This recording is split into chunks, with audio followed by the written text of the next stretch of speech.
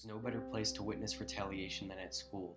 1 second, two people are arguing, then brawling, then both of the victims are in the office getting detentions. Almost every sort of revenge comes with a penalty or something to worry about. Before you embark on revenge, dig two graves. The story of Romeo and Juliet has lots of examples of retaliation in every act that affects the characters' lives and the outcome of the play.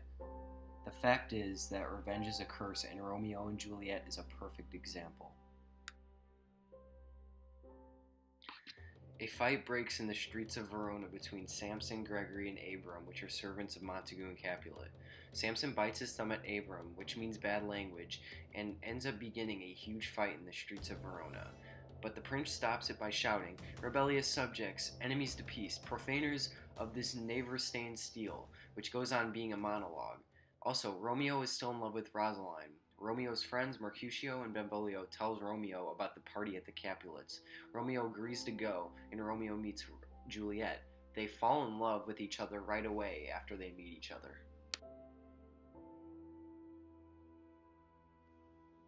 Romeo has a change of heart and tells Friar Lawrence that he fell in love with Juliet and he forgot about Rosaline. Romeo and Juliet want to get married. Romeo goes to Friar Lawrence to ask him to marry Juliet. He agrees to the marriage, hoping it will bring the families together. Friar Lawrence says, "In one respect, I'll thy assistant be, for this alliance may so happy prove to turn your household's rancor to pure love," which comes from the soliloquy, a lengthy speech that releases the character's innermost feelings that the friar said. He was trying to say that if they get married, the families might stop fighting. Romeo gets excited and goes to tell Juliet the news. When Romeo gets to her home, Juliet is speaking to herself. And Romeo then says, "Shall I hear more, or shall I speak at this?" That is an aside because he is speaking to himself. And Romeo and Juliet later get married. Mercutio and Tybalt get into a fight. While in the fight, Romeo gets in between Tybalt and Mercutio to try to stop it, but Tybalt ends up killing Mercutio, which is Romeo's best friend. Tybalt runs off soon after Mercutio dies, and then Romeo wants revenge for Tybalt killing Mercutio. Romeo says, "This day's black fate on more days doth depends. This but begins the woe others must end." Then Tybalt returns, and him and Romeo get into a fight. Tybalt falls and dies. After the prince finds out it was Romeo that killed Tybalt, Romeo gets banished out of Verona. Juliet is sad because Romeo is banished, but she also has to marry Paris on Thursday, which is in 3 days.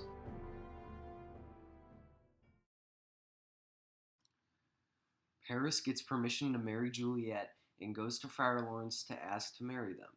Juliet goes and talks to Friar Lawrence about the marriage, and the friar gives Juliet a potion.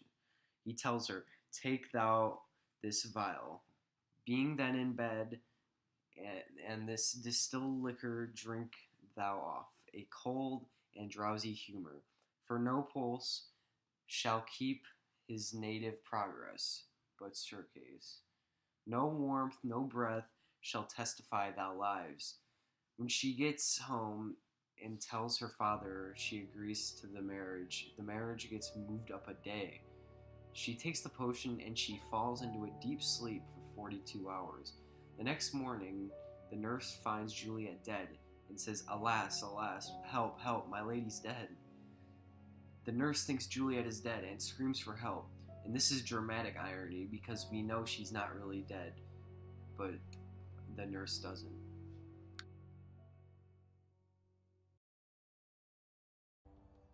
Things take a turn for the worst. In the beginning of the act, Balthazar, Romeo's messenger, goes to Mantua where Romeo was hiding out and told him that Juliet was still alive. Romeo then begs a poor man named Apothecary to sell him a powerful potion that will kill him almost instantly. Apothecary is hesitant to sell him the potion because he says, "Such mortal drugs I have, but Mantua's law is death to any that utters them." And what Apothecary is saying that if he sells Romeo the potion and he gets caught, the penalty is death. After all, Apothecary ends up selling Romeo the deadly potion. After this, Friar John meets with Friar Lawrence to explain that he couldn't send Friar Lawrence's message about the plans to Romeo. The Count Paris goes to the grave where Juliet lies to spread flowers. Romeo shows up a little later than Paris so he can say some last words to Juliet before he kills himself. Romeo gets mad at Paris, threatens him, and gives him a chance to leave. He says, "I do defy thy combination and apprehend thee for a felon here." Paris is saying that he refuses Romeo's request to leave the grave and he will arrest Romeo. Romeo then opens the tomb, relieving Juliet, and releases a monologue as his last words to Juliet. Romeo drinks the potion and dies. Juliet wakes up to Friar Lawrence telling her to come, but she refuses and tells him to leave. Juliet sees Romeo on the ground next to her, and then she takes his dagger and stabs herself to death. As a result, the Montagues and Capulets agree to end their feud between each other and make statues of Romeo and Juliet. Retaliation could be a good or bad thing until someone gets hurt. When you retaliate, it can end up with a lot of precious lives gone and hearts broken. In Romeo and Juliet, the two families, the Montagues and the Capulets, end up stopping their feud, but it costed 6 precious lives. Was it for the good or for the bad? So, before you embark on revenge, dig 2 graves.